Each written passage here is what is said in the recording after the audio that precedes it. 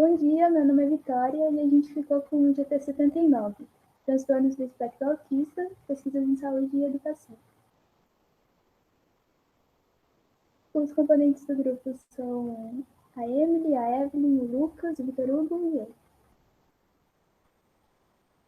Vamos começar apresentando o GT, que ele é composto pela coordenadora Cleonice, da UFRGS, e a vice-coordenadora Cristina, da Mackenzie. Pode passar. Tá. O GT tem 3 principais objetivos, sendo entre eles o primeiro, ampliar as contribuições entre instituições para promover a divulgação do conhecimento sobre o transtorno. O segundo, aprimorar a produção sobre o TEA, principalmente voltado na pós-graduação de psicologia. E o terceiro, formar novos pesquisadores, também na pós-graduação de psicologia, que tenham como referência para estudos e investigações o tema do grupo. Pode passar.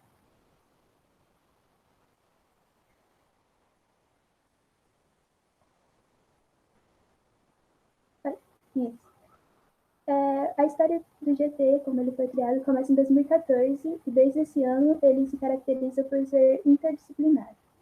Também, desde 2014, ele foi aderindo novos professores e membros de diferentes estados para ter uma maior representatividade nacional. Pode passar. Entre os projetos do GT, o primeiro tinha como finalidade avaliar a efetividade de um programa de capacitação de profissionais da saúde para poder avaliar os sintomas e sinais do desenvolvimento do transtorno. Já o segundo tinha como objetivo avaliar e identificar os sinais de alerta na educação infantil e a qualidade de medição desses sinais, além de avaliar a interação entre as crianças. O terceiro foi um projeto grande que foi subdividido em subprojetos que tinha como objetivo validar as medidas de comportamentos característicos do TEA e as funções neuropsicológicas, além de desenvolver técnicas de avaliação psicológica. O quarto e último foi realizado em uma rede municipal de ensino que com o objetivo de desenvolver e testar um modelo de avaliação para o comportamento do fluxo de alunos que tinham o transtorno do espectro autista ou deficiência intelectual. Pode passar. Bom, agora eu vou falar um pouco mais sobre o tema do GT, que é o transtorno do espectro autista. O transtorno do espectro autista, ele é mais conhecido como TEA, e ele envolve comprometimento nas áreas de interação social e na área da comunicação. E tem a presença de comportamentos repetitivos e de estereotipias. O que são isso? Comportamentos motores ou verbais muito repetitivos. Por exemplo, tem algumas crianças que têm TEA que elas rodam muito, tem outras crianças que elas pulam muito, batem muita palma, estralam muitos dedos e vários outros comportamentos. Pode passar. A criança com TEA, ela tem comprometimento na fase pré-linguística, ou seja, antes ainda dela começar a falar. E é quando se percebe os primeiros sinais de que se a criança é autista ou não.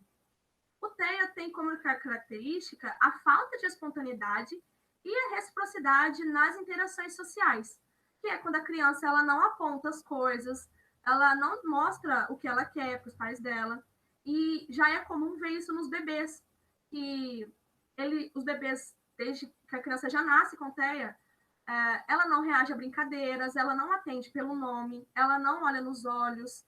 Normalmente, quando a gente brinca com a criança, a gente tem costume de fazer careta para ela e ela retribuir. E isso não acontece com a criança que tem TEA. Pode passar. Os autistas, eles costumam ter uma hipersensibilidade e distúrbios sensoriais, que é uma sensibilidade que pode ser sensorial, gustativa, auditiva, visual, e por isso que elas se incomodam muito quando está numa sala de aula muito cheia. É como se a forma que elas respondessem a esses estímulos fosse de uma forma desregulada. Já, por outro lado, é comum elas não terem muita sensibilidade nem à dor e nem ao frio. Tem também a brincadeira simbólica, que é quando a criança ela cria um mundo só dela, e que foi a maneira que ela achou de se comunicar com o mundo exterior. E tudo isso que eu falei está relacionado à linguagem não verbal, e tem as peculiaridades da linguagem verbal. Já na linguagem verbal, tem a ecolalia, que é um sintoma do TEA, que assim que a criança fala alguma frase, ela repete essa frase novamente, só que com a ausência do som, ela só mexe a boca. Tem também a idiosincrasia, que é quando essa criança ela tem uma característica própria. Em alguns casos, e em 20% dos casos, a criança ela esquece uma palavra que ela acabou de aprender. O TEA, ele pode ter um diagnóstico sozinho, só o TEA, ou também pode acompanhar distúrbios de sono, problemas alimentares, ou mesmo ter outras deficiências e outros transtornos acompanhando o TEA. Pode passar. Bom, o transtorno do espectro autista, ele é mais comum que a síndrome de Down, e muita gente não sabe disso. E é por isso que o TEA, ele deve, e é uma questão de saúde pública, porque o TEA, ele é tão complexo e ele ainda é desconhecido por muita gente. Então, o TEA, ele demonstra uma atenção de muitas áreas, das áreas biológicas, das áreas humanas, da psicologia e de várias outras áreas do conhecimento. O TEA, ele enfrenta muitas barreiras de inclusão, muitas. Tanto para quem é diagnosticado, tanto para a família. Passa por muitas barreiras. Então, por isso, tem a Lei 12.764/2012, e essa lei, ela institui a Política Nacional de Proteção do Direito das Pessoas com Transtorno do Espectro Autista. E tudo isso está relacionado e respeita a Convenção do Direito das Pessoas com Deficiência, o CDPD, porque o autismo está incluído no CDPD como uma deficiência. Existe uma cartilha chamada O Direito das Crianças e Adolescentes com Deficiência. E nessa cartilha mostra vários direitos que são garantidos para as pessoas autistas. Inclusive, eu tenho essa cartilha e eu vou focar um pouco mais na área da saúde, porque todos esses direitos, eles são garantidos no SUS. Eu vou falar 3 pontos que são garantidos na saúde. Descobrir o diagnóstico e fazer o tratamento dele. Tem direito ao acompanhamento psicológico, tanto para o diagnosticado, tanto para a família, e também tem que ter a capacitação constante das equipes que cuidam, que acompanham essa pessoa. Eu pontuei só esses 3, mas tem vários e vários outros direitos garantidos, como na área da justiça, cultura e lazer, tecnologia assistiva e várias outras áreas. Bom, esse tipo de acompanhamento, sendo feito pelo SUS, ele é muito importante, porque essas pessoas elas precisam de um tratamento de qualidade. Então, defendemos o SUS, não só por conta disso, do TEA, mas porque é uma questão de humanidade. Já na área da educação, tem o Ministério da Educação, ele garante que o sistema de ensino efetivem ações para a inclusão dessas pessoas com TEA e incentiva a formação e a qualificação de profissionais da educação mais voltado para essa área. Bom, e diante de tudo isso que eu falei, esse GT 79, ele escolheu esse tema para estudar, para dar mais representatividade para essa área. Então, publicar na UPEP, que é um órgão de credibilidade, que agrega muita justiça, seriedade, e eles têm muito comprometimento com a ciência. Então, por meio desses simpósios, garante uma maior visibilidade e favorece mais a consolidação sobre o aspecto autista dentro do âmbito de pós-graduação, como a Vitória já tinha falado.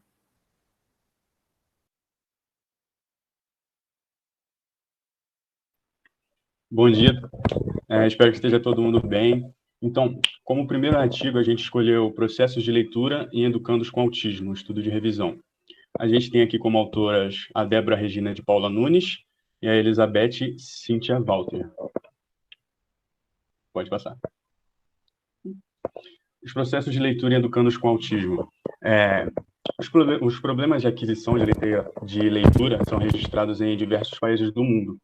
Aqui no Brasil, por exemplo, de 30% a 40% dos alunos que estão nas primeiras séries do ensino fundamental, eles têm dificuldade na aprendizagem de leitura.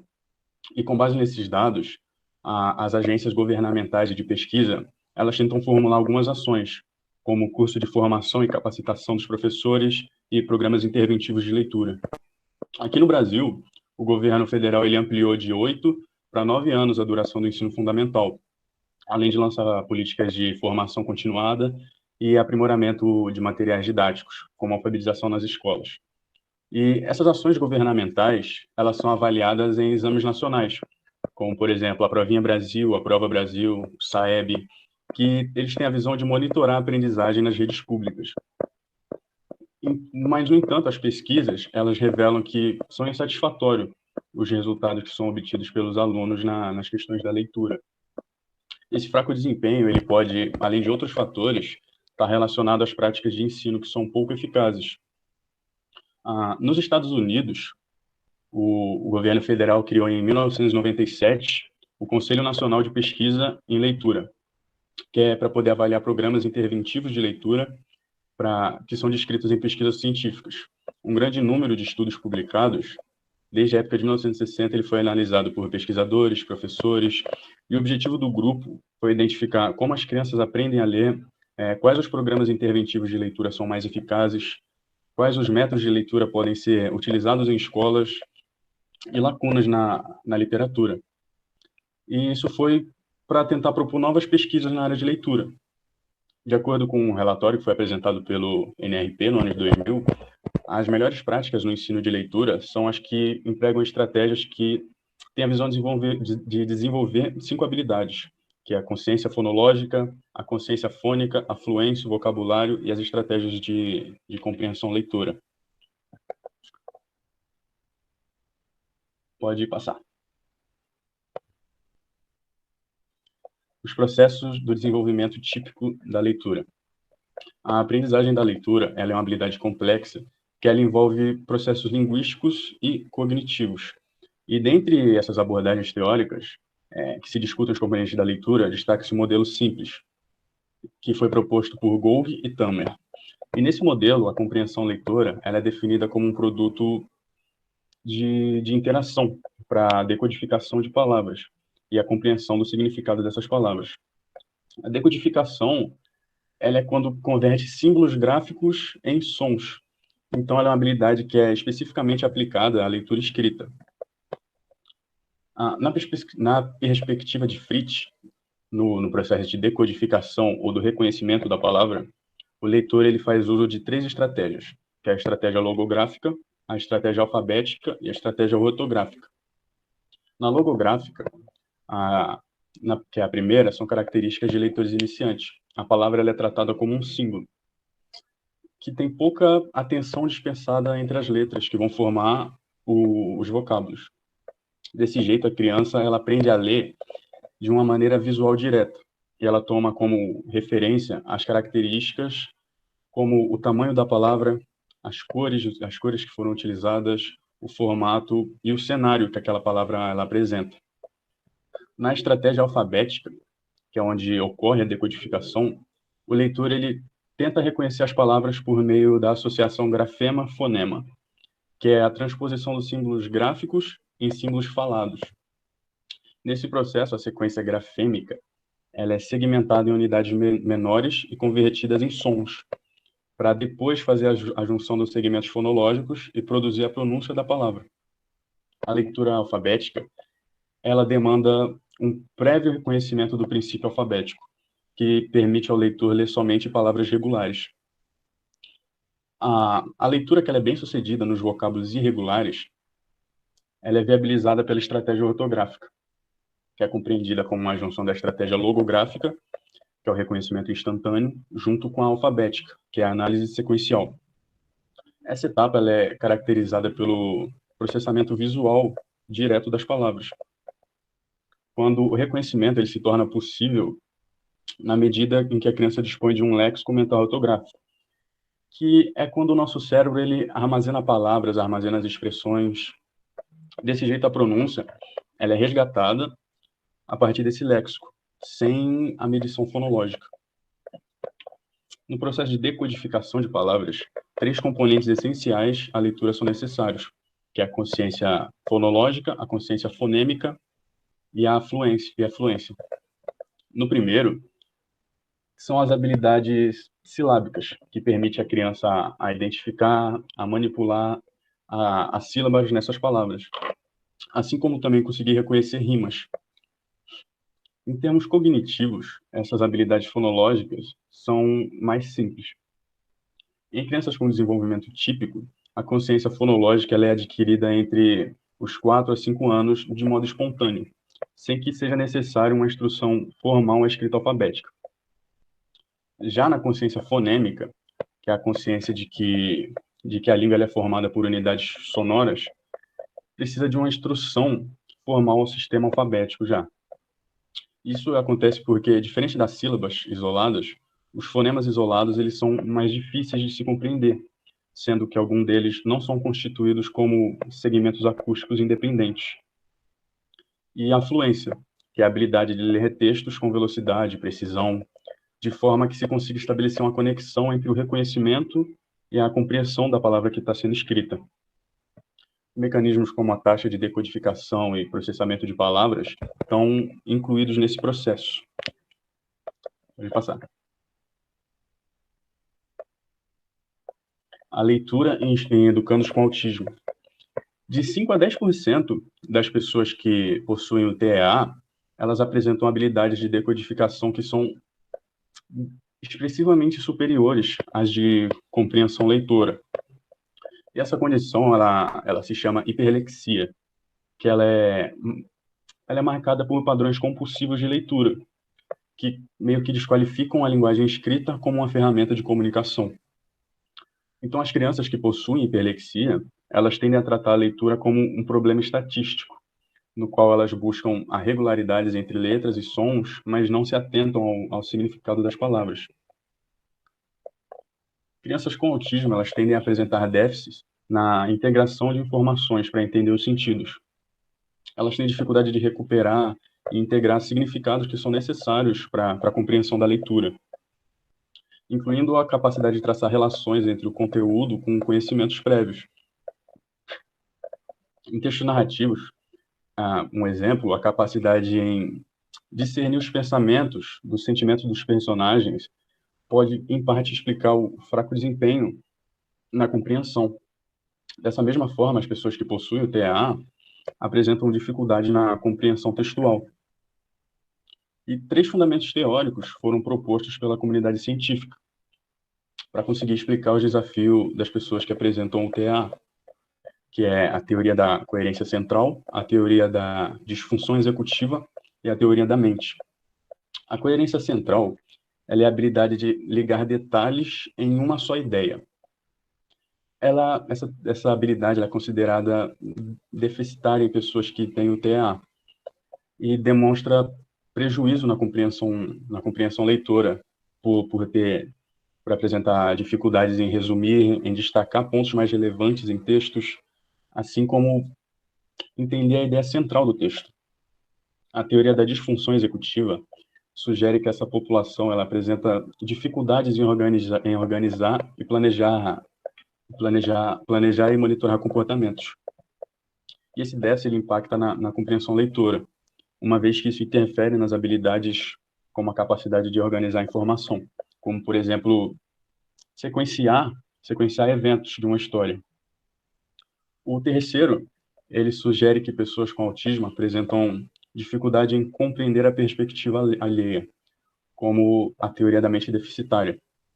Isso impossibilita que a pessoa com autismo ela compreendam que os seus pensamentos diferem dos pensamentos e das intenções de outras pessoas. Então, esse aluno ele apresenta prejuízos na compreensão leitora por manifestar déficits na identificação de estados mentais dos personagens e dificuldades em fazer inferência sobre a ação desses personagens. Pode passar? A metodologia. A revisão ela foi operacionalizada em uma busca eletrônica de artigos publicados entre os anos de 2007 e 2014, em períodos científicos disponibilizados na base de dados da Cielo e do ERIC. O refinamento de pesquisa constitui-se pela identificação de descritores chaves em português e inglês, que incluem os termos autismo, alfabetização, revisão descritiva, leitura e literacia. E foram considerados 2 critérios de seleção. Um que era as investigações, elas tinham que envolver participantes que tinham o diagnóstico do TEA e tinham que ser estudos meta-analíticos ou revisões descritivas sobre leitura. Pode passar. Os resultados. Nas revisões são mencionados 2 métodos interventivos de leitura, o método global e o método fônico. O método global, ele é uma estratégia na qual a criança é instruída a associar um vocábulo, que é um símbolo, com um item ou ideia que representa aquele símbolo. O método fônico, ele consiste na alfabetização, que é realizada pela associação de grafemas e fonemas. Por evidenciar déficits no processo auditivo, diversos estudos indicam que pessoas com TEA apresentam dificuldades em isolar os sons em palavras, assim como associar sons à escrita. Então, nisso, o método global ele seria mais viável para o ensino da leitura. Os resultados desse estudo eles mostram que o método global tem tido sucesso para o ensino da literacia funcional em educandos que têm o desenvolvimento típico e também de crianças que têm o autismo. E, através desse método, o aluno ele aprende a função comunicativa das palavras sem precisar necessariamente dominar a leitura alfabética. O NRP define estratégia de compreensão leitora como um método interventivo que ensina o educando a ter ciência dos processos cognitivos envolvidos na leitura. Isso aí ele envolve desde a capacidade de entender o significado das palavras até a habilidade de fazer inferências em histórias. E nisso merecem destaque 5 estratégias, que são o uso de computadores, os organizadores gráficos, mapas de história e perguntas. Eles compararam um programa de alfabetização comportamental com um programa computadorizado para o ensino de vocabulário em crianças com autismo. E tiveram resultados que indicaram que os participantes do segundo grupo tiveram melhores níveis de atenção e aprendizagem de vocabulário quando foram comparados com o primeiro. O programa computadorizado, ele tinha efeitos visuais e efeitos sonoros. E isso parece que motivou mais os participantes, que eles tiveram mais interesse em continuar com o tratamento. Então, esse dado sugere que programas híbridos, que juntam estratégias tradicionais com tecnologia, eles podem ser mais promissores para o desenvolvimento do vocabulário de leitores que possuem autismo. Pode passar. Considerações finais. Então, o número de estudos publicados no Brasil sobre as dificuldades na compreensão leitora são incipientes. Eles quase não existem na literatura nacional. E programas interventivos de leitura que são voltados especificamente para populações com autismo. E as perspectivas mostram ainda que esse conhecimento dos professores sobre práticas pedagógicas que possam atender às necessidades de alunos especiais é insuficiente. Então, meio que isso é agravado se a gente considerar que, apesar de ter a existência de ações do governo que são voltadas para ajudar nos problemas de leitura nas escolas, as ações que eles tomam são poucas. Então, nisso, capacitar professores para eles conseguirem identificar problemas de leitura em educandos com autismo e adotar estratégicas que possam melhorar isso, são uma urgência no Brasil. Isso é tudo, pessoal.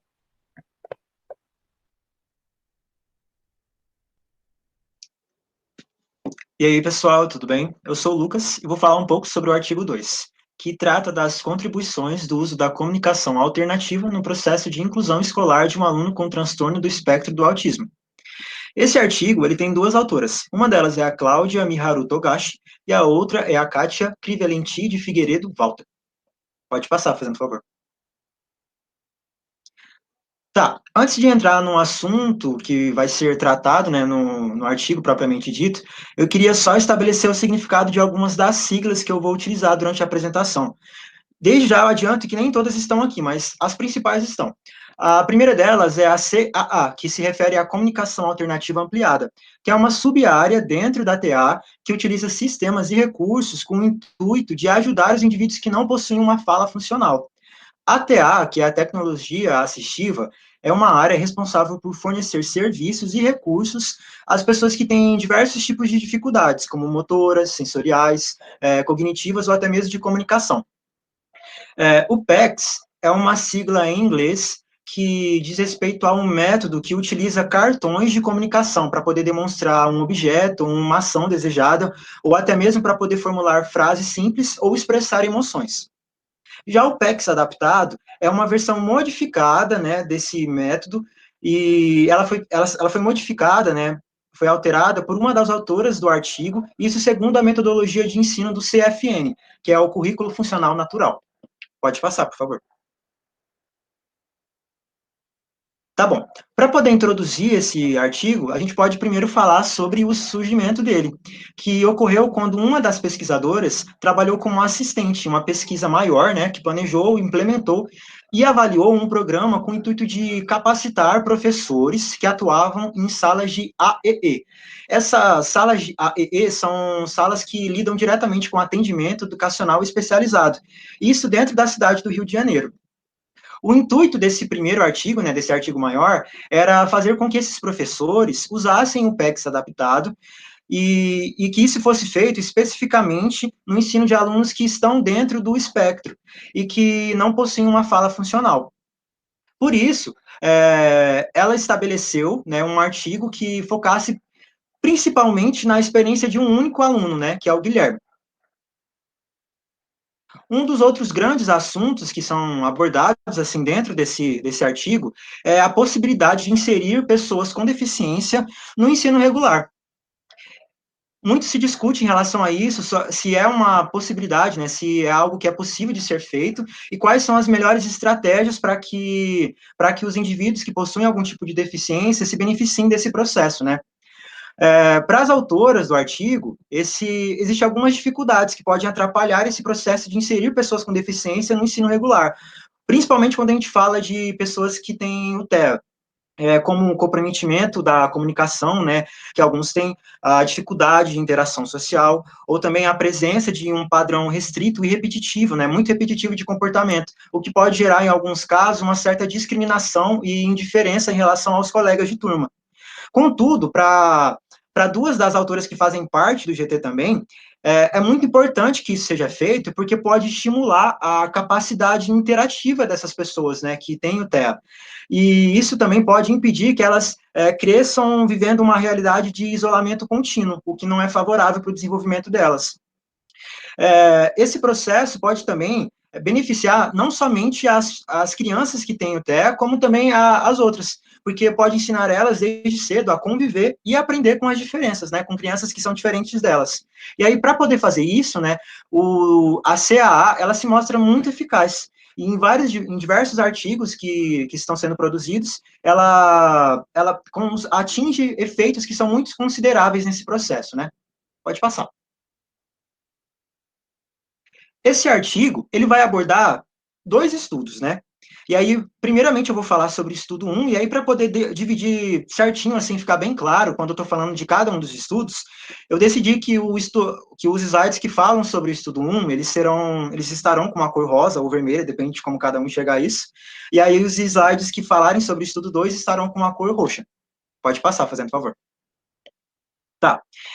O estudo 1, ele tinha por objetivo verificar a continuidade do uso do PECS adaptado por um aluno específico, que é o Guilherme, né, que eu já mencionei, e pela sua professora do AEE, que é a Camila. Desde já eu já adianto que todos os nomes que eu vou citar durante esse estudo, durante o próximo estudo, eles são fictícios. Então, eles não refletem o nome verdadeiro dessas pessoas, né, que participaram da pesquisa. Primeiramente, foram feitos os procedimentos gerais, que dizem respeito a aprovar o projeto, né? Ele tem que passar por uma rigorosa avaliação pelo Comitê de Ética, isso lá pelo Comitê de Ética e Pesquisa da UERJ, e aí depois disso foi preenchido o termo de consentimento livre, tanto pela professora, né, que estaria envolvida nesse processo, quanto pela responsável legal do Guilherme. Pode passar. Eu vou explicar mais ou menos como aconteceu esse estudo 1, já falando sobre os resultados que eles alcançaram através dele, né? Nesse estudo, ocorreram um total de 23 sessões filmadas com o intuito de observar o uso do PECS adaptado pela professora do Guilherme e por ele. Essas sessões, elas foram primeiramente gravadas, depois elas foram transcritas e avaliadas pelas pesquisadoras. Como fica claro no gráfico, né, as 16 primeiras sessões, elas foram realizadas num período de maio de 2011 a junho de 2012. Então, elas fazem parte da pesquisa maior, em que a autora, ela participou como assistente. E aí, as sessões de follow-up, elas aconteceram um ano após o término da pesquisa maior, entre maio e junho de 2013. As 3 primeiras sessões, elas serviram de linha de base, onde apenas eram observadas a rotina dos participantes, a interação entre eles e a forma que era feita essa comunicação entre o aluno e a professora. Isso sem contar com qualquer tipo de influência ou de interferência por parte da pesquisadora e sem usar o PECS adaptado. E aí, a partir das sessões 4 e 16, começaram a ocorrer as intervenções e o aluno começou a utilizar o PECS adaptado. E aí, ele avançou da fase 1 para a fase 2 dessa metodologia, né? Aí, já a partir da sessão 17 até a 23, que é o que está destacado no gráfico, que ocorreram as sessões de follow-up, que demonstram que a professora Camila, ela continuou utilizando o sistema do PECS adaptado, mesmo depois de ter encerrado a primeira pesquisa, a pesquisa maior. Então, ela achou essa metodologia tão benéfica para poder ensinar não só o Guilherme, como outras pessoas que estão dentro do TEA, que ela decidiu continuar utilizando ela na sua vida cotidiana, né, no seu trabalho. E aí, a partir disso, o Guilherme, ele conseguiu avançar da fase 2, que ele estava no início, para a fase 4.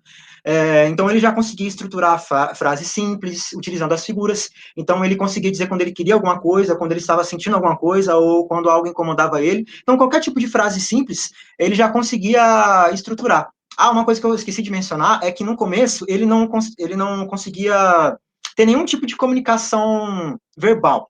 Então, ele não verbalizava as necessidades dele e não se comunicava através das palavras. Tudo que ele fazia era através de gestos ou de outros tipos de sons ou através de qualquer coisa que ele conseguisse, né, comunicar o que ele estava querendo. Pode passar, fazendo favor. E aí, a partir desse primeiro estudo, né, foi possível concluir que a professora ela continuava utilizando o sistema do PECS adaptado em ambiente escolar, o que é muito, muito bom e muito importante. E aí, essas sessões de follow-up, elas deixaram muito evidente a importância de se ter uma formação continuada, que é quando o profissional, ele continua se capacitando e adaptando a sua forma de ensino, de trabalho, para as necessidades dos estudantes que ele está atendendo.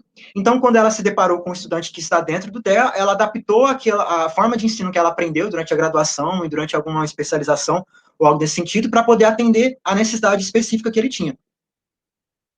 E aí, também foi possível concluir que o sistema de CAA, ele pode auxiliar não somente no ambiente escolar, como também em outras áreas da vida da pessoa que está dentro do TEA. Então, ela pode melhorar a sua comunicação, não somente dentro do ensino, como também nas suas relações pessoais, em relações de trabalho, ou qualquer coisa nesse sentido. Pode passar, fazendo favor. Agora eu vou falar um pouco sobre o estudo 2, e aí o objetivo dele foi analisar as interações comunicativas do Guilherme, de novo falando dele, né, em um ambiente de aula regular. Isso verificando os efeitos do uso da CAA novamente, né.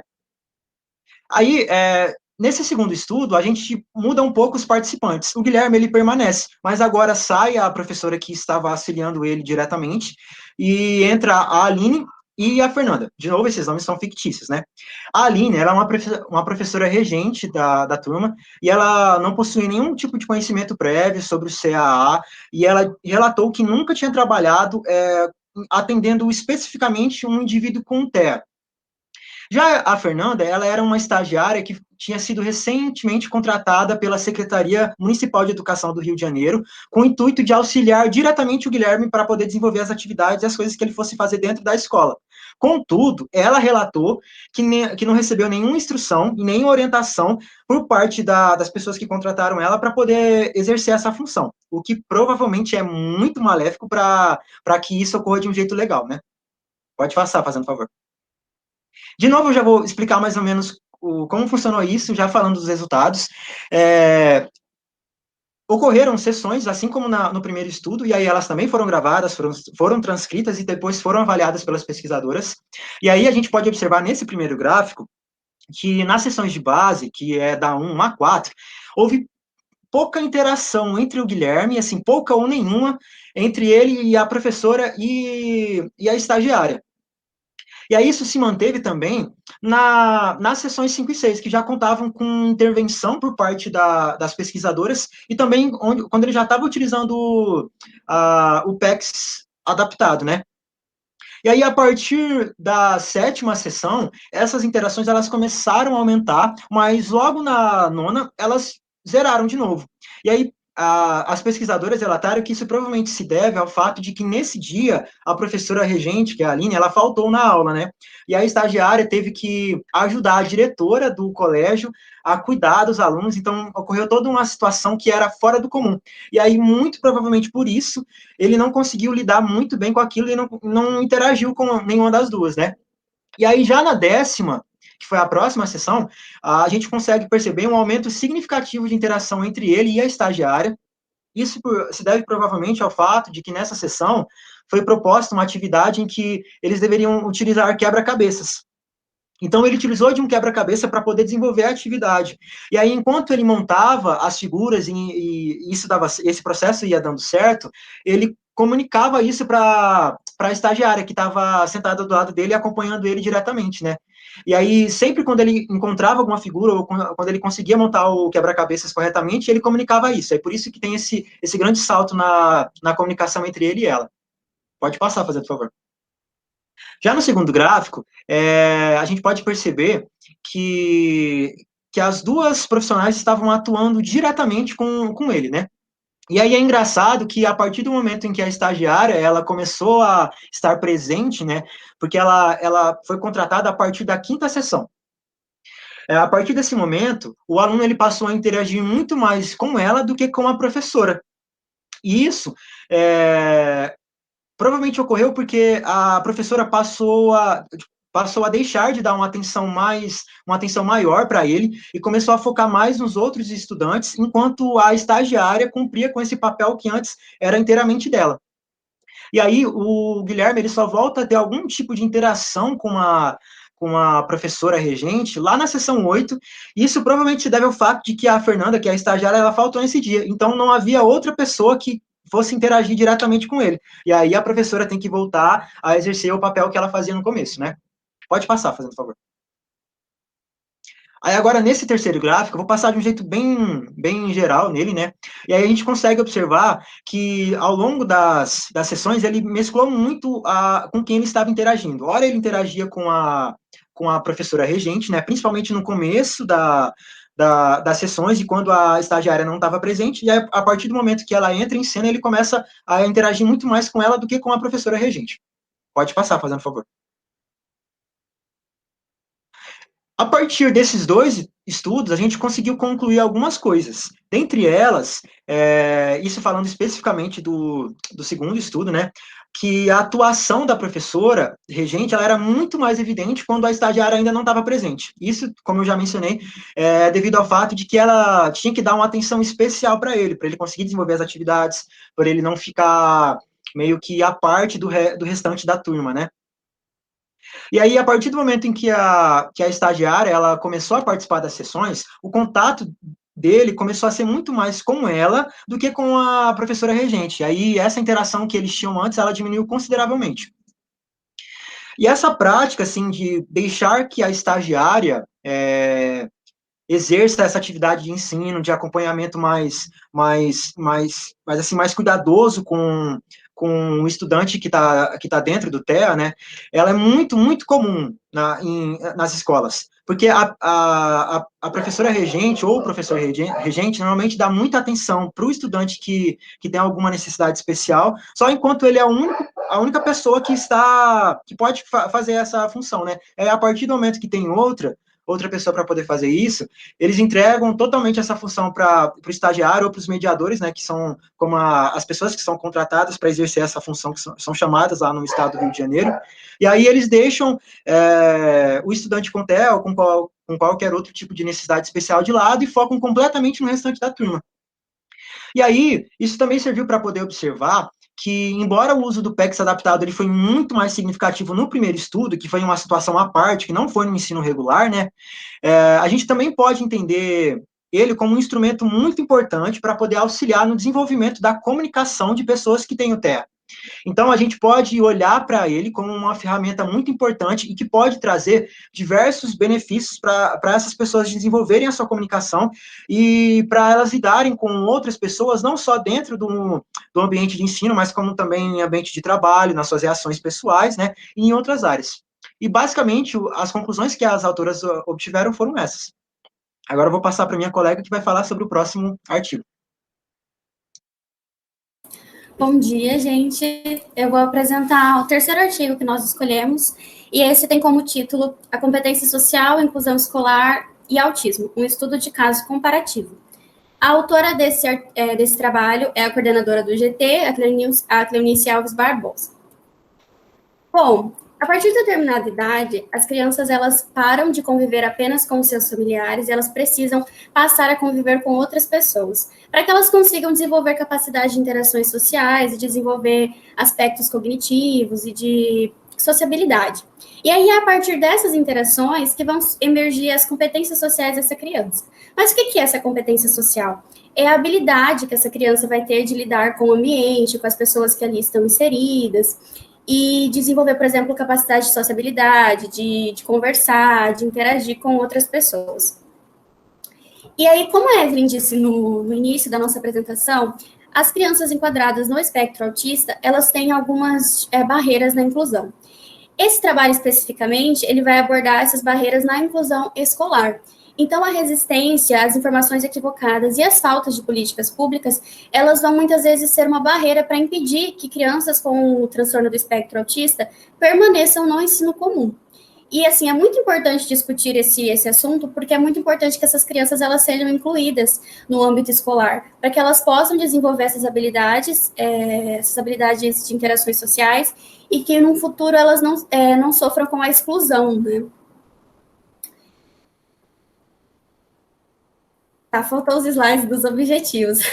Mas os objetivos do trabalho foi investigar o perfil de competência social de uma criança em idade pré-escolar com autismo, em situação de inclusão escolar, comparado ao de uma criança com desenvolvimento típico, sendo que essas crianças, elas tinham a mesma idade e o mesmo sexo. E investigar a influência do ambiente escolar, nesse caso, a sala de aula ou o pátio, no perfil de competência social dessas duas crianças. Entrando agora na metodologia do trabalho, esse trabalho é uma pesquisa qualitativa, é um estudo de caso, né? E para o desenvolvimento dele foram escolhidas duas crianças, uma delas com autismo e a outra com desenvolvimento típico. As duas crianças, elas tinham 4 anos de idade, porque é a idade em que elas começam a desenvolver essas habilidades de interação social. Eram do sexo masculino, porque o transtorno do espectro autista, ele é mais prevalente em pessoas do sexo masculino do que em pessoas do sexo feminino. E a escola, ela foi escolhida por critério de conveniência mesmo. Após a escolha dessas duas crianças, os pais, eles foram contatados, né, e preencheram a ficha de dados sociodemográficos e o termo de consentimento livre esclarecido. O projeto, em seguida, ele foi submetido e foi aprovado pelo Comitê de Ética, e aí eles passaram para a fase de analisar essas duas crianças. Bom, essas duas crianças, elas foram observadas de forma sistemática. E como é que foi realizada essa observação? Elas foram realizadas nos dois contextos, tanto na sala de aula quanto no pátio, e para isso essas crianças, elas foram filmadas por um período de 30 minutos. E aí para isso elas foram filmadas em dias diferentes, em semanas diferentes, e aí de cada dia foi retirado 10 minutos até que eles obtivessem esses 30 minutos. Para evitar que nesses dias as crianças estivessem, por exemplo, com algum problema, alguma questão particular, etc. E aí, a pessoa responsável por avaliar essas crianças era um psicólogo que não tinha conhecimento do objetivo do estudo e que não conhecia também o diagnóstico da criança com TEA. Esse avaliador, ele assistiu essas filmagens de forma aleatória para que fosse evitada uma influência da ordem e do contexto que essas crianças estavam. Para a avaliação, foi utilizada uma versão adaptada da escala de Kiesert. Essa escala, ela avalia as semelhanças individuais a partir de uma identificação de padrões de organização, do comportamento social, no caso dessas crianças, e isso baseado no contexto social e de desenvolvimento de cada uma. Nesse caso, o contexto escolhido foi a escola, né? A versão final dessa escala, ela consta com 46 itens, sendo que esses itens se referem às 5 dimensões da competência social. a sociabilidade, a asserção social, a agressão, dependência e desorganização do self. Sendo que o avaliador, ele ia colocar 1, ocorre raramente, ao 7, ocorre muito frequentemente.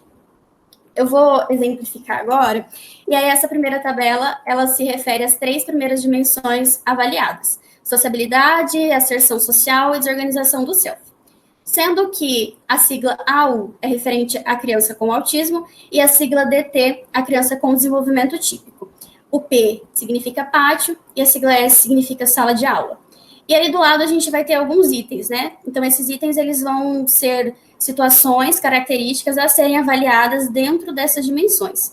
Ali, por exemplo, o número 42, a criança mostra-se amigável. No item 36, ela reage de forma divertida e com graça. E lá no item 16, essa criança é objeto de rejeição ativa pelo grupo. E aí o avaliador ia fazer essa análise a partir das filmagens realizadas. Entrando na parte dos resultados, essa pesquisa, ela tem uma discussão muito ampla, né? Então, são várias questões que são avaliadas e vários resultados que são obtidos. Eu vou focar em alguns resultados específicos, mas, assim, é muito interessante observar. A gente vai perceber que, claro, essas crianças, elas vão mostrar algumas diferenças, mas elas também vão mostrar algumas características muito semelhantes dentro dessas dimensões de sociabilidade e asserção social. Por exemplo, a criança com transtorno do espectro autista, ela vai apresentar algumas dificuldades na dimensão de sociabilidade e asserção social, uma vez que essas dificuldades, elas são inerentes à síndrome, né? Então, por exemplo, ali no número 1, a criança integra-se facilmente ao grupo. No 2, ela colabora e se dispõe a ajudar. A gente vai ali na asserção social. Ela age com independência e demonstra autonomia relativa ao grupo. Ela expressa suas intenções de modo claro e direto. E aí a gente sabe que essas características, elas são uma dificuldade já presentes na síndrome. Mas, por outro lado, em metade dos outros itens, essas crianças, elas vão mostrar um perfil de interação muito semelhante.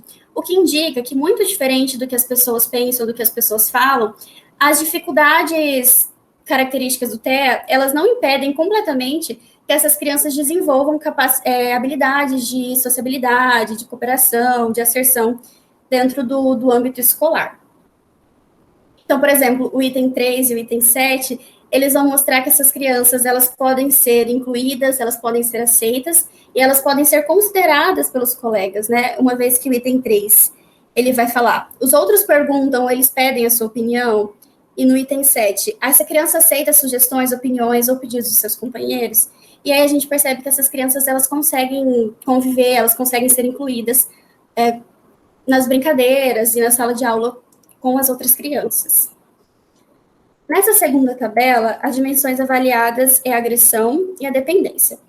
Na dimensão de agressão, a gente vai perceber que as atitudes consideradas agressivas, elas foram evidenciadas pelas 2 crianças. Então, ali no item 4, a criança não partilha o espaço com os outros e tende a se impor. E no item 5, ela não deixa que os outros deem sugestões. Quando esses comportamentos eles apareceram nas 2 crianças, o que vai inviabilizar aquilo que alguns professores falam, de ter medo de dar aula, de lidar com crianças com TEA, porque elas são agressivas, né? Então, assim, isso acaba sendo uma característica, muitas vezes, da idade da criança e não uma característica do transtorno. Quando a gente avalia a dimensão de dependência, a gente percebe que essas crianças, elas vão necessitar de um acompanhamento maior no âmbito da sala de aula, uma vez que as atividades, elas requerem uma maior atenção, uma maior disposição, e elas vão apresentar uma dificuldade maior. Mas não que isso impeça essas crianças de conviverem, de estarem ali. Isso só vai mostrar que elas vão precisar de atividades que valorizem aquelas características prevalentes nelas, ou atividades mais específicas, ou um acompanhamento de uma professora ou de alguém que possa ajudá-la. Concluindo, então, a utilização da metodologia de Kissort com base em estudo de caso permitiu identificar dificuldades que já eram esperadas por serem inerentes à síndrome, mas também demonstrar o quanto os comportamentos da criança com autismo eles foram semelhantes aos de seus colegas em vários aspectos. Essas diferenças observadas entre os contextos e alguns comportamentos da criança com autismo demonstra a necessidade da implementação de práticas pedagógicas que levem em conta as dificuldades da criança. E desse modo, por fim, a gente pode pensar que a inclusão escolar de crianças com autismo é algo possível e algo extremamente necessário, desde que ela seja fundamentada no conhecimento e garantindo, assim, os recursos necessários e a clareza acerca do papel da escola. Bom, a gente agradece a atenção de todos, espero que tenha ficado tudo claro, e é isso, obrigada.